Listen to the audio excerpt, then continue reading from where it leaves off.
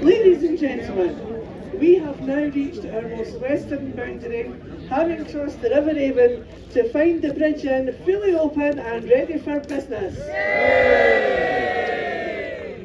Our sincere thanks to the management and staff for welcoming us and for the use of the premises today and into the future. Now it gives me great pleasure to introduce our first speaker, a novice today, Deacon David Mitchell. He is ball convener to the court. That means he's in charge of the monthly deacon's draw. 3 weeks ago, David tried to tell me he couldn't deliver the speech as he was going abroad on holiday. My reply, in your dreams, son. Ladies and gentlemen, delivering the toast to the Brig, Deacon David Mitchell. My Lady Provost, Vice Admiral of the Forth, Admiral of the Avon, Bailies, fellow deacons, distinguished assembled attendants. It is my duty to propose the health and prosperity of this frontier town. One balanced on the very brink of civilization, a boundary area ripe for invasion from an out-of-control neighbouring state or from one of the wild tribes on its borders. The Ammonites, the Hittites, and especially those Shihites in Central Region. Before I start, can I just say, it's good to be back out in the marches and out of the crowd.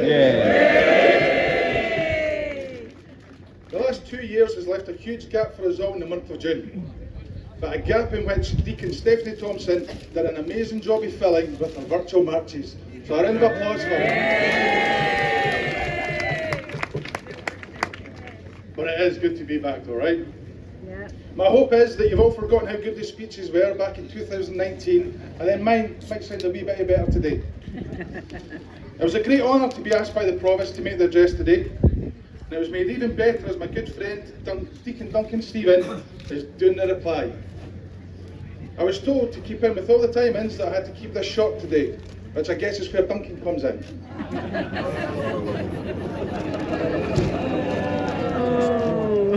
But it is a request that's been sweating for a good few months. What can I say about the Brig? I've never lived here.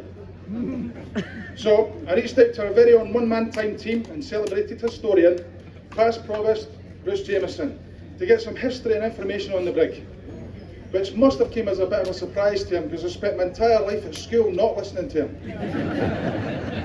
But when you need some history, there really is only one person that you can go to speak to. Thanks, Bruce. So my credentials for being handed the honour of acclaiming this ancient place of habitation are not that I'm a resident of this border settlement, but I'm a proud user of its many attributes. I have long lingered in the vast array of traffic lights and shopped in its plethora of emporium. My very first taste and subsequent love for all spiced foods came from our very own Ashman, which in my opinion is still the best curry in town, right? My first taste and subsequent dislike for a certain tonic wine was from Banda's, long before it was a DIY shop. And my first job straight out of school was as a trainee coach builder at Aikens. We learned how to paint metal, sweep floors, and not much else. And don't get me started on Aldi. I can't be the only one that's went for cheese and biscuits and left with an angle grinder, right? Seriously. And who can forget the memorable walks out to the Brig on March's Day, following the bands and many floats, waving to all and sundry, greeting friends and strangers with a hug and a kiss, and sharing a wee dram or two. It's the walk back that always remains hazy for me. And I've also fond memories of coming out to the Brig to visit my cousins and my late Aunt Anne, who was an amazing strong woman and one who is sorely missed. And now, of course, we can all dine in its recently refurbished distillery, the Bridge Inn, on whose hallowed steps I now stand. Isn't it nice too to see the return of the name Battistons? A historic reminder of the once famous publican who entertained the town council in the Dyers and days of yore. Mr. Battiston also served many a pint to weary travellers and thirsty residents in past times. Drinkers from the Brig have, over the centuries, left us with a great compendium of useful advice, such as, alcohol is not the answer, it just makes you forget the question. Alcohol is a slow poison, but who's in a hurry? And many things can be preserved in alcohol. but your dignity isn't one of them.